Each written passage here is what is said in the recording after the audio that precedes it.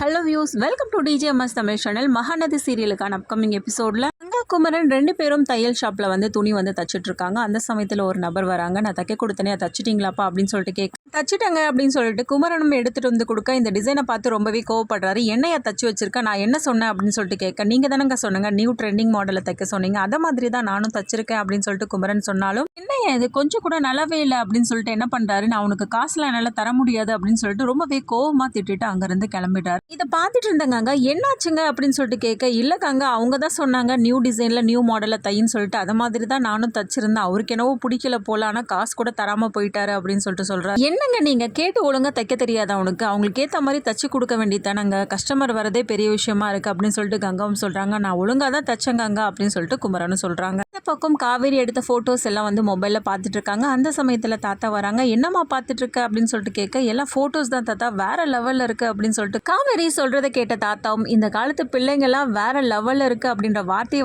சொல்லாமல் இருக்கிறதே கிடையாதுல்ல அப்படின்னு சொல்கிறாங்க. அம்மா திடீர்னு அமைதியாயிட்ட அப்படின்னு சொல்லிட்டு தாத்தா கேட்க, அதான் நீங்கள் தான் கலாச்சிட்டீங்களே தாத்தா வேற லெவலில் அப்படின்னு சொல்லிட்டு சொன்னதும் தாத்தாவும் சிரிச்சுக்கிட்டே பார்க்குறாரு. ஃபோட்டோஸ்லாம் கேட்குறாங்க. இங்கே பாருங்க தாத்தா சூப்பராக இருக்குது அப்படின்னு சொல்லிட்டு தாத்தா கிட்ட ஃபோட்டோஸ்லாம் காட்டுறாங்க. ஆமா விஜய்க்கு அனுப்பிட்டியா அப்படின்னு சொல்லிட்டு கேட்க, இல்லை தாத்தா இப்போ தான் யமுனா எடிட் பண்ணி அனுப்பியிருந்தா, அதை இப்போ தான் பார்த்துட்டு இருந்தேன், இனிமே தான் அனுப்பணும் அப்படின்னு சொல்லிட்டு சொல்கிறாங்க. சரி விஜய்க்கு அனுப்பும் போது எனக்கு ஒரு காப்பி அனுப்பிடு அப்படின்னு சொல்லிட்டு சொல்கிறாங்க. எதுக்காக தாத்தா அப்படின்னு சொல்லிட்டு கேட்க, என்னம்மா இப்படி கேட்டுட்டேன், நானும் டிபியில் வைக்கதான் அப்படின்னு சொல்லிட்டு சொல்கிறாரு. என்ன தாத்தா நீங்கள் ஏன் அவரோட ஃபோட்டோ டிபியில் வைக்கணும் அப்படின்னு சொல்லிட்டு சொல்ல, இந்த காலத்து பொண்ணு இல்லம்மா, அதெல்லாம் உனக்கு புரியாது, தாத்தாக்களுக்கு எப்போதும் பேரை மேலே தான் பாசம் அதிகம், எப்படியும் பேரனை பார்த்து நான் ரசிப்பேன் இல்லையா அப்படின்னு சொல்லிட்டு சிரிச்சுக்கிட்டே சொல்ல, காவிரியும் அதை அழகாக பார்த்துட்டு இருக்காங்க. அடுத்ததாக கடையில் குமரன் உட்காந்து துணி தச்சுட்டு இருக்க தருணத்தில் காவிரி அந்த இடத்துக்கு வராங்க. என்னம்மா இவ்வளோ தூரம் வந்திருக்க, என்னாச்சு அப்படின்னு சொல்லிட்டு கேட்குறாங்க. ஒன்றும் இல்லை மாமா, ஃபோட்டோஸை போஸ்டர் அடிக்கணும்னு சொல்லிட்டு நினச்சிட்டு இருந்தேன், நான் ஆன்லைனில் கடைகள்லாம் பார்த்துட்டு இருந்தேன், அதில் ஒரு கடையை செலக்ட் பண்ணிட்டேன், சரி கொடுக்கலாம் அப்படின்னு சொல்லிட்டு பார்த்தா, அந்த கடை எங்கன்னா நம்ம கடைக்கு பக்கத்தில் தான் மாமா இருக்கா, 2 மணி நேரம் ஆகும்னு சொல்லிட்டு சொன்னாங்க. சரி நம்ம கடை பக்கத்தில் தானே இருக்குது அப்படின்னு சொல்லிட்டு காலடை நடந்து வந்துட்டேன் மாமா அப்படின்னு சொல்லிட்டு காவிரியும் சொல்ல, ஓ அப்படியாம்மா, என்கிட்ட சொல்லியிருந்தாலே நானே வாங்கிட்டு கொடுத்துருப்பேனே அப்படின்னு சொல்லிட்டு குமரனும் சொல்கிறாங்க. அந்த சமயத்தில் அங்கே ஏற்கனவே வாங்கிட்டு போன அந்த கஸ்டமர் வராங்க. நபரை பார்த்தா குமரன் உடனே பயப்படுற மாதிரி இருக்க, என்னப்பா பயப்படாத, நான் ஒன்றும் சண்டை போட ஒன்றும் வரலை அப்படின்னு சொல்கிறாங்க.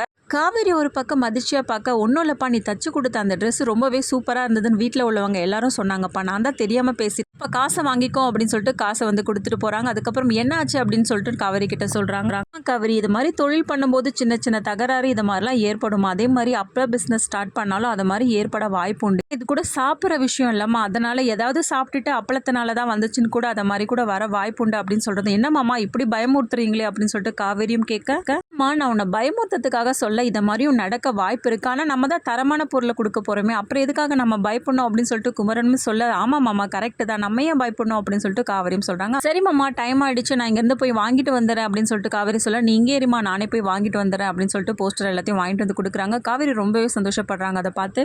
பக்கம் வீட்டில் என்ன பண்ணுறாங்க, அழகான ஃபோட்டோஸ் 2 ஃப்ரேம் பண்ணி மாட்டுறதுக்காக வச்சுருக்காங்க. அந்த சமயத்தில் தாத்தா என்னம்மா இது அப்படின்னு சொல்லிட்டு கேட்க, பண்ணுங்க தாத்தா பார்க்க தானே போகிறீங்க அப்படின்னு சொல்லிட்டு அதுக்கப்புறம் என்ன பண்ணுறாங்க, அந்த ஃபோட்டோஸ்லாம் எடுத்து மாட்டுறாங்க. சூப்பராக இருக்குமா அப்படின்னு சொல்கிறது மட்டும் இல்லாமல், இது இங்கே மாட்டியிருக்கேன் தாத்தா, இன்னொன்று பெட்ரூமில் மாட்டணும் அப்படின்னு சொல்கிறாங்க. அதாவது இதை மாதிரி தோணி இருக்கேம்மா இங்கே மாட்டணும் அப்படின்னு சொல்லிட்டு தாத்தா ரொம்பவே பாராட்ட ஆரம்பிக்கிறாரு காவேரியை. சரிம்மா அந்த ஃபோட்டோஸ்லாம் பார்த்துட்டு விஜய் என்ன சொன்னா போல அப்படின்னு சொல்லிட்டு தாத்தா கேட்க, என்ன தாத்தா ஒன்றுமே சொல்லலை, போங்க தாத்தா ரசனையே இல்லாமல் வளர்த்து வச்சிருக்கீங்க அப்படின்னு சொல்லிட்டு காவேரியும் கேட்க, அவன் ரசனைக்காரதாமா அப்படின்னு சொல்லிட்டு சொல்ல, எதை வச்சு தாத்தா அப்படி சொல்கிறீங்க, அதான் உன்னை செலக்ட் பண்ணியிருக்கானமே அப்படின்னு சொல்லிட்டு சொல்கிறது கேட்டு அப்படியே காவேரியும் நான் வெக்கப்படுற மாதிரி சிரிக்க, என்னம்மா ஒன்றுமே சொல்லலையே அப்படின்னு சொல்லிட்டு தாத்தாவும் கேட்க, அதான் என்னை நல்லா ஆஃப் பண்ணிட்டீங்களே தாத்தா அப்படின்னு சொல்லிட்டு சிரிச்சுக்கிட்டே சொல்கிறாங்க. சமயத்தில் இந்த பக்கம் கீழே இறங்கி ஃபோனை பார்த்துக்கிட்டே வராரு விஜயும். தாத்தா இங்கே பார்த்தீங்களா ஃபோட்டோஸ்லாம் சூப்பராக வந்திருக்குல்ல அப்படின்னு சொல்லிட்டு சொல்ல, ஆமாப்பா அப்படின்னு சொல்லிட்டு தாத்தாவும் சொல்ல, ஏங்க உங்களோட ஃபோட்டோ தான் டிபியே வச்சிருக்காரு தாத்தா, அதை கூட நீங்கள் கவனிக்கலையா அப்படின்னு சொல்கிறது கேட்ட விஜயும், ஐயோ சாரி தாத்தா நான் சரியாக பார்க்கல, கொஞ்சம் வேலையாக இருந்தேன் அப்படின்னு சொல்கிறது கேட்ட தாத்தாவும், எனக்கு தான் தெரியுமேப்பா நீ கொஞ்சம் வேலையாக இருந்திருப்ப, எல்லாத்தையுமே பின்னாடி இருந்து பார்த்துட்டு இருக்காங்க ராகினி. காவேரியை பார்த்த விஜயம், நீ எடுத்த ஃபோட்டோஸ்ல இந்த ஃபோட்டோஸ் தான் சூப்பராக இருக்கு, இந்த ஃபோட்டோவை இந்த இடத்துல அப்படியே ஃப்ரேம் பண்ணி மாட்டா எப்படி இருக்கும் அப்படின்னு சொல்லிட்டு பார்க்குறாரு. செவுத்துல ஃப்ரேம் பண்ணியிருக்கு. அங்கேருந்து ரொம்பவே ஆச்சரியமாக பார்க்குறாரு.